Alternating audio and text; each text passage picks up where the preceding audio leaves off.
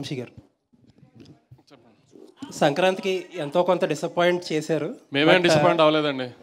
Okay, మీరు అవ్వలేదా? Okay, but media disappoint అయినట్టుంది, కానీ మేమేం డిసప్పాయింట్ అవ్వలేదండి. ఓకే ఓకే మొత్తానికి ఏంటంటే అన్నీ ఎలా అయినాయి కరెక్ట్గా చాలాసార్లు తర్వాత మంచి డేట్ దొరికింది.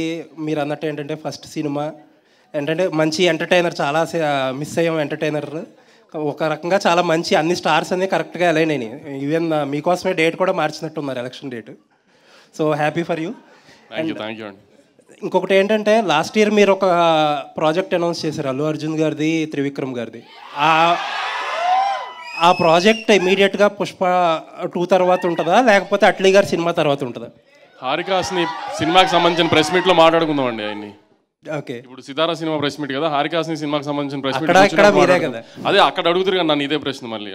Okay Siddhu sir, why you want to choose the same kind of subject, like if you don't agree these kind of like Krishna and Leela, Mavintagad Venama, DJ Tillu, now Tillu Square, there are some adult kind of jokes and adult kind of subject. Why you want to choose the same kind of thing in all these films?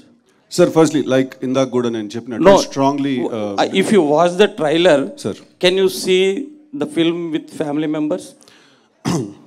ఏం లేదండి, family చూసారు ట్రైలర్లో. ఆ కార్లో ఇది కానీ లేదంటే తర్వాత ఒక 2-3 సీన్స్ కానీ. అవును, ఇప్పుడు ఇద్దరు ఒక హీరో టిల్లు లిల్లీ లవ్ లో ఉండి ముద్దు పెట్టుకున్నారండి. దాంట్లో ఫ్యామిలీకి వచ్చిన okay, just I'm asking, you will reply. అదే అంటున్నా, దాంట్లో ఫ్యామిలీకి వచ్చిన ఇబ్బంది ఏమని చెప్పండి అంటున్నా. ఉంది యాక్చువల్లీ మేము కూడా డీజేటీలో ఫస్ట్ రిలీజ్ చేసినప్పుడు ట్రైలర్ కట్ చేసినప్పుడు చాలా యూత్ కంటెంట్గా ట్రైలర్ కట్ చేసాము. దాని తర్వాత అందరూ కొంచెం ఇది యూత్ ఉంటుందని ఆ ఓపెనింగ్ అంతా యూత్ స్పేస్లో పడిన తర్వాత వన్స్ ఓటీటీ ప్లాట్ఫామ్లో సినిమా వచ్చిన తర్వాత ఫ్యామిలీస్ ఎక్కువ ఓన్ చేసుకున్నాయి సినిమాని. ఈసారి కూడా ఫ్యామిలీస్ చాలా బాగా ఓన్ చేసుకుంటారు, ఈసారి థియేటర్లోనే ఓన్ చేసుకుంటారు సినిమాని. చక్కగా మీ ఫ్యామిలీతో పిల్లలతో అందరితో వచ్చి హ్యాపీగా నవ్వుకుంటూ ఎంజాయ్ చేసే సమ్మర్ ఫస్ట్ సినిమా అండి. అసలు ఏ రకమైన అడల్ట్ కంటెంట్ ఉండదు, ఏమీ ఉండదు. ఫస్ట్ పార్ట్లో ఎలా నవ్వుకున్నారో హ్యాపీగా అలానే నవ్వుకుంటారు దీంట్లో కూడా.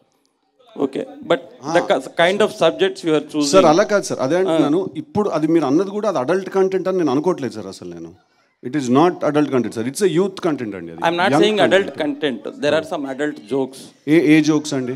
ఇప్పుడు ఆ కార్లో కూడా అండ్ లేటర్ పార్ట్ ఆఫ్ కార్లో నీ మోస్ట్ వీకెస్ట్ పార్ట్ ఏంటి? నా కళ్ళు, నా హార్ట్, దాంట్లో అడల్ట్ ద సీన్ కదా, అది ఉంటుంది కదా కొంచెం. నో సార్, నో, ఆ సీన్ ఇప్పుడు డైలాగ్స్ వేరు, చూసి మాట్లాడటం వేరు కదా ఫ్యామిలీ మెంబర్స్తో. అది that's what I'm saying. It's a scene కదా, బాడీ లాంగ్వేజ్ కానీ ఆ డైలాగ్. నో అబ్సల్యూట్లీ అండి, but I'm trying to understand family members తోటి అంటే is it convenient to see with the family members the film? ఓ సినిమా ఫ్యామిలీ మెంబర్స్ పార్ట్ 1 చూసారు కదా సార్? నేను షాక్ అయిపోయాను సార్. పార్ట్ 1కి చిన్న పిల్లలు అండ్ ఫ్యామిలీ విమెన్ చాలా ఎక్కువ ఫ్యాన్స్ ఉన్నారు పార్ట్ 1కి. సో నేను యాక్చువల్లీ ఫస్ట్ టైం లేదు మంది ఓన్లీ యూత్ సినిమా కదా అని అనుకున్నాను నేను. బట్ యాక్చువల్లీ తర్వాత ఫ్యామిలీ మెంబర్స్, చిన్నపిల్లలు అందరూ కూడా you know when they really enjoyed the film. నేను కూడా ఓకే సార్, ప్రాబ్లం ఎప్పుడైనా డబుల్ మీనింగ్లో ఉంటుంది సార్, సింగిల్ మీనింగ్లో ఉంటుంది sir. But my question is why you want to continue same kind of subject? Same kind of subject అంటే some kind of adult jokes అంటున్నాను నేను. అది కృష్ణ అండ్ లీలా కానీ, మావింత కాదు వినమ కానీ, DJ Tillu, now Tillu square అంటే అన్ని యంగ్ ఫిల్మ్స్, యంగ్ సబ్జెక్ట్సే కదా సార్, యూత్ని టార్గెట్ చేసి తీసే ఫిల్మ్స్ కదండి. సో దాంట్లో ఇప్పుడు మనం సీరియస్గా ఏదైనా you are saying target youth and now you want to see the family members also. No, we said we made a youth film which also families had to apparently liked, so that gave us more confidence. You know, we thought we made a youth film sir, and absolutely sir, A cinema తీసినా కూడా ఒక target demographic ఉంటుంది sir, 100% ఉంటుంది sir. అలా ఊరికే ర్యాండమ్గా మనం అందరూ చూసేస్తారులే అని తీలేను సార్. ఒక టార్గెట్ ఉంటుంది సార్, దాని మీద ఎవరికైనా నచ్చినా కూడా అది బోనస్ కింద కన్సిడర్ చేస్తాం సార్ మనం. ఓకే, అనుపమ గారు చెప్పండి, ఎలా ఉన్నారండి? బాగున్నాను. మీకు బాగా పాపులారిటీ పెరిగినట్టుందా ఆ నుండి డీజే టిల్లు వచ్చేసరికి? అదే టిల్లు స్క్వేర్కి వచ్చేసరికి అదే అరుస్తున్నారు, అనుపమ అనగానే అరుస్తున్నారు. అది అప్పుడు అరుస్తారు సార్. ఈ సినిమాకి అనుపమ పాపులారిటీకి ఏ సంబంధం లేదు. లేదు, నేను జస్ట్ ఐఎమ్ ఆస్కింగ్. చాలా మేము పెట్టుకున్న తర్వాత రియలైజ్ అయ్యాం సార్, మనం ఏ ఊబిలోకి దిగాం మనం అని చెప్పి. ఎంత ఫాలోయింగ్ ఉందా, ఎలా సాటిస్ఫై చేయాలి దీన్ని అని పెట్టుకున్నాక రియలైజ్ అయ్యాం మేము. లేదు, ఆ నుండి చూస్తున్నాం కదా మిమ్మల్ని. ఈ టిల్లు స్క్వేర్లో you look different in all aspects. దీనికి ముందు కూడా అంటే వార్తలు వచ్చాయి, ఒక ఇద్దరు ముగ్గురు హీరోయిన్స్ని అనుకొని వాళ్ళు ఎందుకో చెయ్యలేదనో మరి చేశారని ఏదో సంథింగ్, ఆ తర్వాత మిమ్మల్ని తీసుకున్నారు. అంటే మీరే జస్ట్ వాళ్ళు చెప్పంగానే మీరు ఒప్పుకున్నారా, లేకపోతే వాళ్ళు ఎందుకు మానేశారు ఈ సినిమా చేయడము అని ఎంక్వైరీ చేసి మీరు చేశారా? కాదు, అసలు నా దగ్గర సినిమా వచ్చింది, నాకు సినిమా నచ్చింది, నేను చేశాను. ఇప్పుడు సినిమా రిలీజ్ అవుతుంది, దీనిలో ఇవన్నీ ఎందుకు అని నాకు అర్థం కావట్లేదు. అవన్నీ నాకు తెలియదు, ఎవరికి తెలియదు.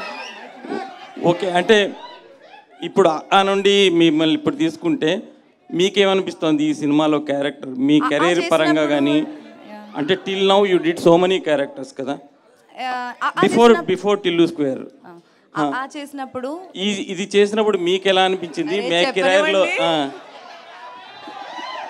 ఓకే, చేసినప్పుడు నా ఏజ్ 19 అండి. నేను ప్రేమం అని మలయాళం సినిమా చేసి నెక్స్ట్ ఇమ్మీడియట్లీ చేసేది దాని తర్వాత నేను చాలా సినిమాలు చేశాను. ఇప్పుడు ఆల్మోస్ట్ 9 to 10 years అవుతుంది నేను ఇండస్ట్రీకి వచ్చి. ఈ 9 years నేను చేసిన క్యారెక్టరే మళ్ళీ మళ్ళీ చేయాలని కోరుకోవడం తప్పు కదా అండి. నేను కూడా హ్యూమన్ బీయింగ్ కదండి. మల్లిక్ గారు సార్, ఈ సినిమాలో మీకు దొరికిన ఫ్రీడమ్ ఎంత? మీ చెయ్యి సిద్ధు గారు పట్టుకొని చేయించారా, లేకపోతే మీరు ఇండిపెండెంట్గా చేశారా?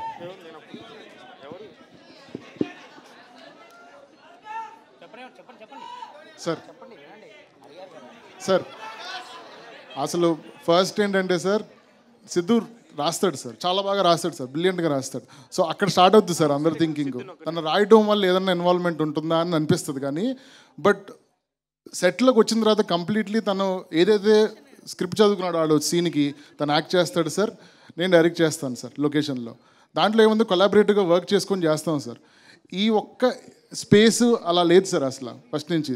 ఈ ఒక్క విషయంలో మేమైతే ఈ నెగిటివిటీ రానివ్వకూడదని ఫస్ట్ నుంచి అనుకొని we both wanted to collaborate in this way అని అనుకొని చేశాను sir.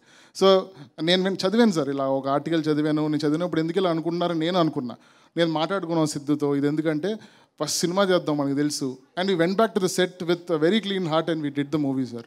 And that is a kind of equation I have with Siddhu through out the project sir. Siddhu గారు ఈ ఓ మై లిల్లీతో లిరిసిస్ట్గా మారారు. అండ్ ఇది ఎప్పుడో రాసుకున్న పాట, లేదంటే ఎందుకు రాయాల్సి వచ్చింది, మీ పెన్ ఎందుకు వాడాల్సి వచ్చింది ఈ పాటకి? ఎప్పుడో రాసుకున్న పాట ఏం కాదు సార్. అంటే ఈ సినిమా స్టార్ట్ అయినప్పుడు అనుకున్న పాట? లేదు, యాక్చువల్లీ అక్కడ ఆ సిచ్యువేషన్లో 4 పాటలు చేయించాను సార్, 4 కూర్చోలేదు. ర్యాండమ్గా అచ్చుతో ఒకరోజు మాట్లాడుతూ he sent tune and we were like okay this is exact kind of tune we want. And మాకు ఆ రోజు టైం లేదు, వేరే లిరిసిస్ట్లకు మాట్లాడి ఫోన్ చేసి. అండ్ ఆల్సో నాకు ఆ పాట వింటే నాకు ఫీలింగ్ వచ్చింది సార్, నాకు రాయాలనిపించింది, నేను రాశాను యాక్చువల్లీ, అంతే.